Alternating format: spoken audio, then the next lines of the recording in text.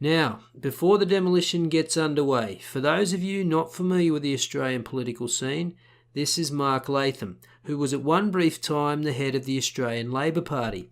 Today he's a political pundit, social commentator, author, and newspaper columnist. He has his own podcast and regularly appears on Australian TV. Now, he has a reputation for being a straightforward, no-nonsense speaker, and in the age of the emotionally crippled, that means he sometimes lands himself in hot water.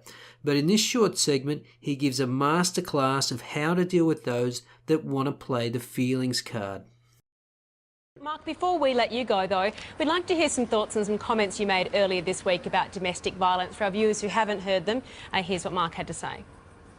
Blokes who've lost self-esteem, they've lost their job, they're welfare dependent, they've got other troubles, drugs, alcohol in their life. It's that loss of self-esteem where I think they use the domestic violence as a coping mechanism to get over all the other crap that they've got in their lives. Obviously, this has caused some outrage, Mark. Do you stand by those comments, and do we really need to be making excuses for perpetrators of domestic violence? Now, try not to focus on her chubby little arms and look at that smug, shit-eating grin on her face. She really thinks she's put him on the spot.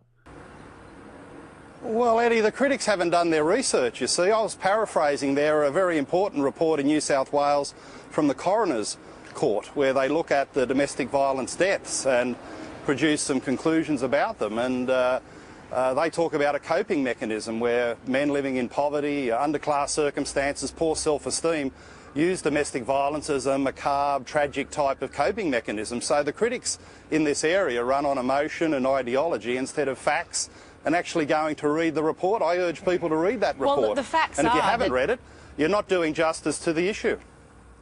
Ooh, didn't like that one, did you? What else you got?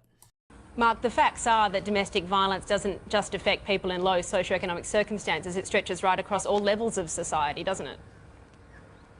Well, it's concentrated there, Eddie. The basic fact is that for every domestic incident in a middle-class family in Australia, there are 10 in a public housing estate, 25 in Indigenous communities. That's borne out by crime statistics around the country. So you can't really deal with this serious issue in a proper way unless you're providing accurate analysis. And to say there's an epidemic, that's wrong. To say it's evenly spread across the community, that's wrong. To say that it's a product of patriarchy where somehow men have been genetically engineered to dominate women, that's ridiculous. Do you stand by your statement that women are safer than they've ever been before, given that there are close to 80 deaths from domestic violence across Australia last year? Oh, that was embarrassing. Totally crushed little crab arms talking point. But instead of acknowledging her error, what does she do? Shift the goalposts. Let's try to make Latham look insensitive. Bring out the big guns of 80 female deaths from domestic violence last year. How can he possibly minimise such suffering? Yeah, well, Eddie, I urge you to read the ABS Personal Safety Survey that shows that since 1996... You have read it? Well, You'll notice that since 1996, the rate of domestic assault and incidents has come down according to that report. So you can only go by the official statistics rather than left-wing feminist hysteria. Oh, Jesus! This is a slaughter. Left-wing feminist hysteria. Exactly. But she's not done yet. She's got one more. So you do believe that, in fact, Rosie Batty, from you, quote, causes more harm than good?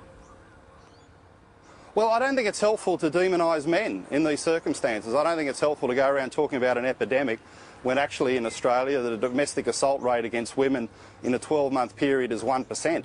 Now, I wish it was 0%, of course. We all want it to be 0%. But I know enough about politics to realise that if you want to analyse and get solutions to a problem, you have to be accurate.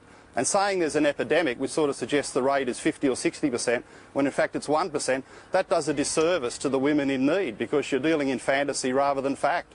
So that was her last gasp attempt. She tried the ultimate shaming tactics, wheeling out family violence victim Rosie Batty, and he's having none of it. Calmly and coolly batting off the attempts to portray him as some kind of monster by simply referring to the facts.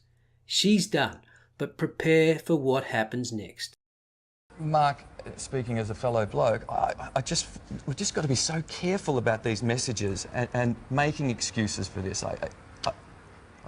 Now, as disgusting and underhanded as the chunky little chipmunk is, this guy is worse. He sat there and listened to the whole conversation. And what has he got? Listen again. You just what? What have you got? You've got nothing. No arguments, just a pathetic attempt to bring the conversation full circle back to the already discredited premise that somehow Mark Latham is excusing domestic violence. This is a textbook example of virtue signalling. Look at me, I'm morally superior. I'm a better person because I'm on the side of the victim. But you're not a better person. You're a worse person because instead of acting like a grown-up and having a real conversation about the realities of domestic violence, you want to act like an infant and retreat into your comfortable safe space of the feminist narrative. Oh, and by the way, as a fellow bloke, sorry mate, you're not a fellow bloke. You're a simpering white knight and your bloke card has been officially revoked. Take it away, Mark. Oh, no, I'm not. No one's making excuses here, Mike. What you've got to be careful about is analysing the facts, rather than propaganda that people put out there that's not supported by official government reports, official government surveys, and there's nothing I've said that's not factual. Now, we've had a few items here where you've tried to say, oh, well, maybe that's not the case. I've got references, I've got reports, I've got official surveys that back up the facts and figures that I'm putting out there. Now, it mightn't be the information that people want to hear, but I'd rather have a debate where you can deal in reality rather than left-wing feminist fantasy. All right, Mark Latham, thank you for your time.